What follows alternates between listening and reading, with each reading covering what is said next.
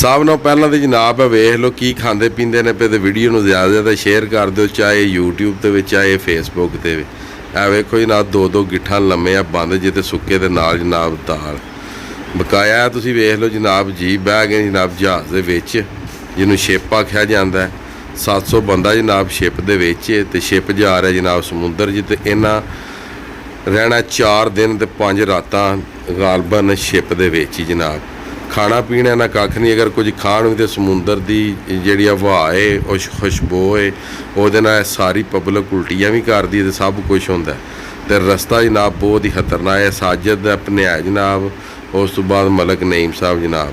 तो बेहतर मेरा भरा हाल यही है कि एडे खतरे च इन्हां दी हालतां तुसीं चैक कर लो। एडे खतरे च जाने तो पहला पाकिस्तान ही खर्चा कर लो तो मैं कहना वो सब नूं बेस्ट है, बाहर जाने की कोई नहीं जरूरत। ए सारे जनाब जेह्ड़े ना क्या जी उल्टियां कर के इन्हां दी मत मार के दाड़ियां जनाब वध गईयां ने, जिस तरह इश्तिहारी होंदे ने, कोई दहशतगर्द होंदे ने, इंदी इन्हां दी हालत हो गई है। तो 1.5 महीना इन्हां नूं लगा तो कई मुंडियां नूं 4 महीने 5 महीने 6 महीने तक लग रहे हैं। तो बड़े बड़े भलवान भी उन्हें उत्थे लम्मे पाए ने, फंडे भी ने उन्हें जेह्ड़े आंदे हन असीं उठ के बहने। उन्हें आख्या भी जने वो लम्मे ही प्या रहना जे।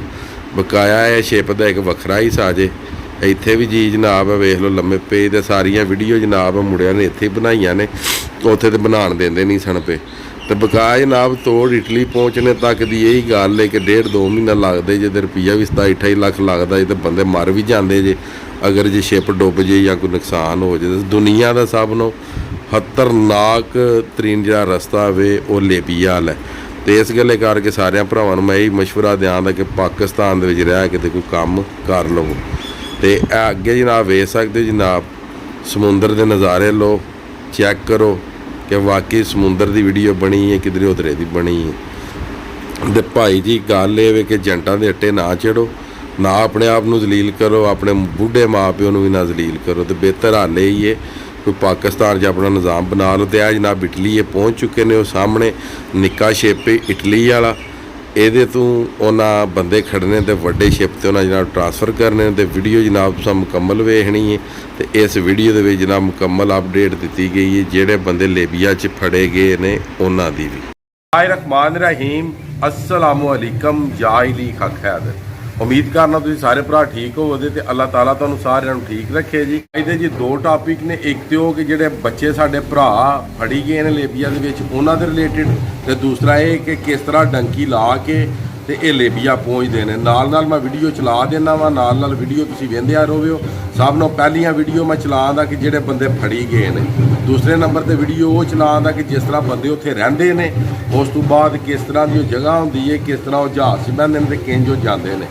ये भी जनाब मेरे दोस्त गए ने भागोवाल के, जिन्हों का मैं नाम ही दसना। साजिद मुड़ा जी भागोवाल का मेरा बहुत अच्छा दोस्त है। एक मलक नईम है भागोवाल का, वो बहुत अच्छा मेरा दोस्त है। एक जनाब मेरी साडा अपने है भगोगियां का, ठीक है। ये 3 बंदे गए ने, इन्होंने चोरी वीडियो बनाई ने बड़ी मुश्किल नाल। बकाया इतने टाइम ज़ाया करने नाल बेहतर है कि तुहानूं गल सुना। गल ये कि टोटल 7000 बंदा लीबिया पुलिस ने चुक लिया मुख्तलिफ सेफा उपर, ठीक हो गया। सब नूं पहली गल तो ये पहली जी अपडेट मैं दी थी 3000 बंदा सी, हुण 7000 बंदा। दूसरी अपडेट यह है कि 2 शिप जिहड़े ने लीबिया तो निकल चुके हैं, इटली पहुँच गए हैं 700-700 बंदे दे। उन्हां नाल तुहाडा किसी टाइम भी राबता हो सकता, हुण ये नहीं पता वो किन्ना दे बचे ने। तो उस तो बाद मैं अपना तुहानूं दस दियां जी, ना मैं कोई जंट हाँ, ना अज तक जंटी की है। गुजरात मेरा शहर है तो पिंड मेरा मोजो की जलालपुर जट्टां दे नाल। सारी दुनिया नूं पता है, सारी दुनिया जानती है, यूट्यूब ते भी फेसबुक ते भी। अलहमदुलिल्ला अपना करीदा ते अपना खाईदा, जंटी जुंटी नहीं करी। बकाया तुसी वीडियो वो वेख लियां ने, बंदे जिहड़े फड़ी गए ने। हुण वीडियो आ जांदी जी अगे, यह तुसी हुण वेखो कि जिन्ने भी साडे भरा ने जिस तरह इत्थे बैठे ने या जिस तरह का ये हाल है, क्या इन्हां मुंडियां इंजे दी जिंदगी गुजारी सी? नहीं। उत्थे भाई जी बड़े बड़े चौधरी ते बड़े बड़े सैयद, अपनी मैं गल करना, वो भाई जी जलील हो जाते हैं। साडा एक नशाही भरा सी मियाँ तैहर उनका नाम है, तो मियाँ तैहर साहब जनाब लीबिया तो वापस आए सन, सिर्फ और सिर्फ जलालत ही इन्नी की हुई सी कि उन्होंने वापस होना पै गया। तो गल सिर यही वीडियो लम्मी ना हो कि जिहड़ा तुसी इत्थों कराची तो दुबई, दुबई तो मिस्र ते ਮਿਸਰ ਤੋਂ ਲੇਬੀਆ ਜਿਹੜਾ ਤੁਸੀਂ ਜਾਂਦੇ ਹੋ 27-28 ਲੱਖ ਰੁਪਈਆ ਲਾ ਕੇ ਜ਼ਲੀਲ ਵੀ ਹੁੰਦੇ ਹੋ। ਫਿਰ ਕੁਝ ਭਰਾ ਜਿਹੜੇ ਨੇ ਛਿਪਾਂ 'ਚ ਡੁੱਬਦੇ ਵੀ ਨੇ, ਮਰਦੇ ਵੀ ਨੇ। ਉਹਦੇ ਨਾਲ ਬਿਹਤਰ ਇਹ ਹੈ ਕਿ ਤੁਸੀਂ ਇੱਥੇ ਆਪਣੇ ਮਾਂ ਪਿਓ ਦੀ ਫਰਮਾ ਬਰਦਾਰੀ ਕਰੋ। ਉਹ 27-28 ਲੱਖ ਰੁਪਈਆ ਪਾਕਿਸਤਾਨ 'ਚ ਇਨਵੈਸਟ ਕਰੋ। ਤੁਸੀਂ ਜਨਾਬ ਬੱਕਰੀਆਂ ਲੈ ਲਓ, ਭੇਡਾਂ ਲੈ ਲਓ, ਕੋਈ ਵੀ ਐਂ ਦੇ ਜਾਨਵਰ ਲੈ ਲਓ। ਉਹਨਾਂ ਨੂੰ 3 ਸਾਲ ਕੀ ਤੁਸੀਂ ਉਹਨਾਂ ਨੂੰ 8 ਮਹੀਨੇ ਸਾਂਭ ਕੇ ਉਹਨਾਂ ਦੀ ਜਮ੍ਹਾਂ ਤਫਰੀਕ ਕਰ ਲਿਓ। ਇਟਲੀ ਵਾਲਿਆਂ ਨਾਲੋਂ, ਸਪੇਨ ਵਾਲਿਆਂ ਨਾਲੋਂ, ਜਰਮਨ ਵਾਲਿਆਂ ਨਾਲੋਂ ਤੁਸੀਂ ਪੈਸੇ ਬਹੁਤੇ ਕਮਾਓ।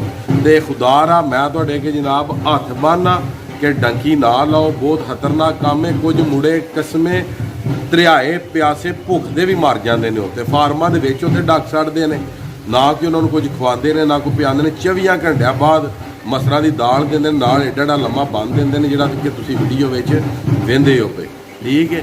ਤੇ ਬਕਾਇਆ ਤੁਸੀਂ ਉਹ ਵੀ ਹਾਲਤ ਪਿੱਛੇ ਵੇਖ ਲਈਏ ਵੀਡੀਓ ਦੇ ਵਿੱਚ ਕਿ ਕਿਸ ਤਰ੍ਹਾਂ ਉਹਨਾਂ ਸਾਡੇ ਭਰਾ ਜਿਹੜੇ ਨੇ ਟਰਾਲਿਆਂ ਤੇ ਲੱਦੇ ਨੇ। ਇਹ ਤਕਰੀਬਨ 4-5 ਕੰਟਰੀਆਂ ਦੇ ਬੰਦੇ ਨੇ, ਯਾਨੀ ਕਿ ਇੰਡੀਆ, ਪਾਕਿਸਤਾਨ, ਬੰਗਲਾਦੇਸ਼ ਤੇ ਮਿਸਰ।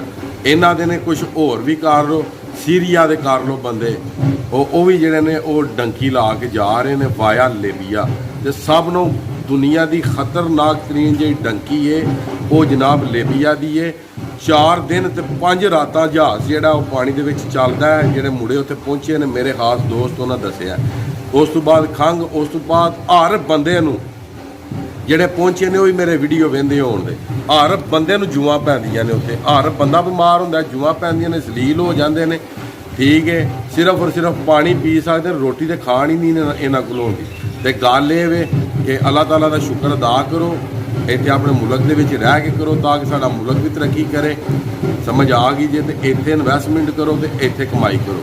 ਤੇ ਮਜ਼ੀਦ ਉਮੀਦ ਕਰਨਾ ਕਿ ਜਿਹੜੀ ਮੈਂ ਵੀਡੀਓ ਬਣਾਈ ਹੈ ਇਹ ਤੁਹਾਨੂੰ ਪਸੰਦ ਆਈ ਹੋਵੇ। ਦੀ ਅਗਰ ਵੀਡੀਓ ਤੁਹਾਨੂੰ ਪਸੰਦ ਆਵੇ ਤੇ ਐਸੇ ਨਾਲ ਤੇ ਮੇਰਾ ਚੈਨਲ ਹੈ ਉਹਨੂੰ ਸਬਸਕ੍ਰਾਈਬ ਕਰ ਲਿਓ ਤੇ ਮੇਰੇ ਪੇਜ ਨੂੰ ਫਾਲੋ ਕਰ ਲਿਓ। ਤੇ ਅੱਜ ਦੀ ਵੀਡੀਓ ਤੇ ਅੱਜ ਦਾ ਵਲੌਗ ਕਰਨੇ ਜੀ ਖਤਮ। ਮੈਨੂੰ ਦਿਓ ਜੀ ਇਜਾਜ਼ਤ। ਅੱਲਾਹ ਤਾਲਾ ਤੁਹਾਨੂੰ, ਤੁਹਾਡੀ ਫੈਮਿਲੀ ਨੂੰ, ਤੁਹਾਡੇ ਬੱਚਿਆਂ ਨੂੰ ਦੁਨੀਆ ਤੇ ਆਖਰਤ ਦੀਆਂ तमाम ਖੁਸ਼ੀਆਂ ਨਸੀਬ ਫਰਮਾਏ।